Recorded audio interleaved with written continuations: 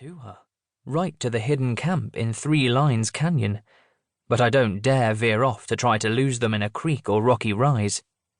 Once Lark reaches her canyon, she's not going to stick around, and I can't risk losing her trail.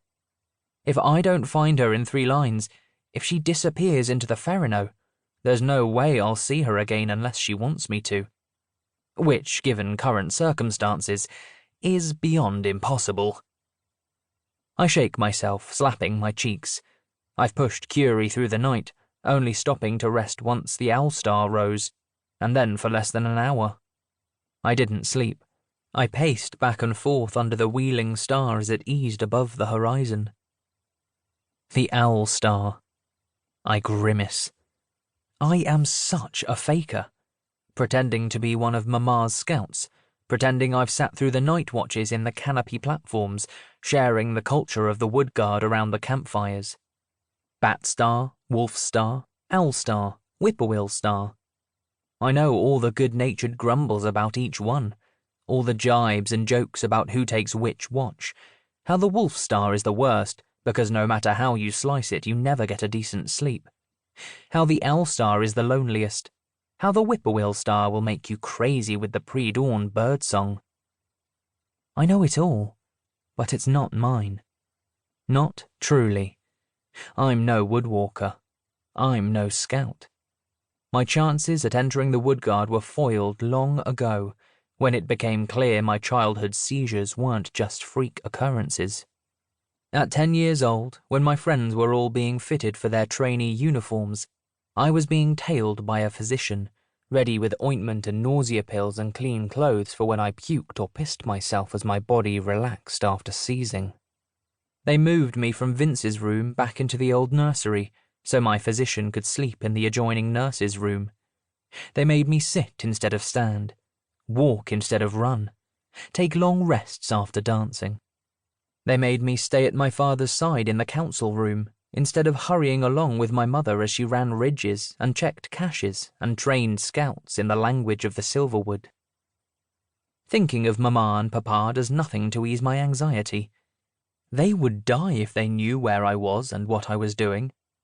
Not the racing after a notorious outlaw, they've both done worse, but rushing into the merciless desert, alone after a string of near-sleepless nights, without enough supplies, and after I've already had 2 seizures within a week of each other. That's the shortest lapse between episodes I've had since I was 15. What choice do I have, though? I twitch my head, trying to banish the cobwebby exhaustion fuzzing the edges of my brain. 3 lines. Have to get to 3 lines.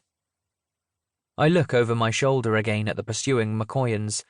I've spent so much energy worrying about Lark and Rue and Eloise and myself that I've spared almost no thought for Tamsin and Diano. Tamsin is, after all, the reason I first rode out into the desert to find Lark.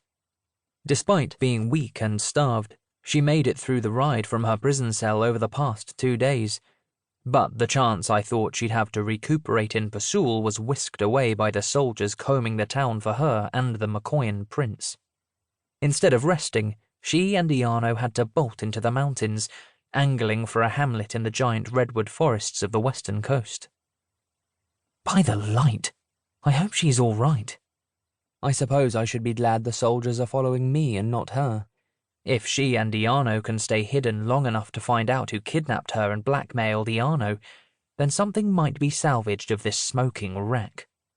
But if they're caught before they can pinpoint who their enemy is, my mind wheels. It could mean a coup in Moquoia. And as the Eastern ambassadors, me, Rue, Eloise, are purportedly involved, it could mean full-out war. I almost laugh, giddy with lack of sleep and gripping anxiety.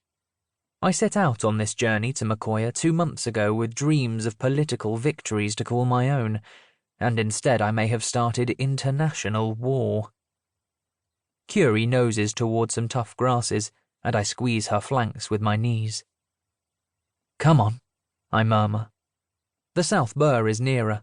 Soon I'll ford the water, and then it's just a matter of finding that grassy trace leading up into the cap rocks.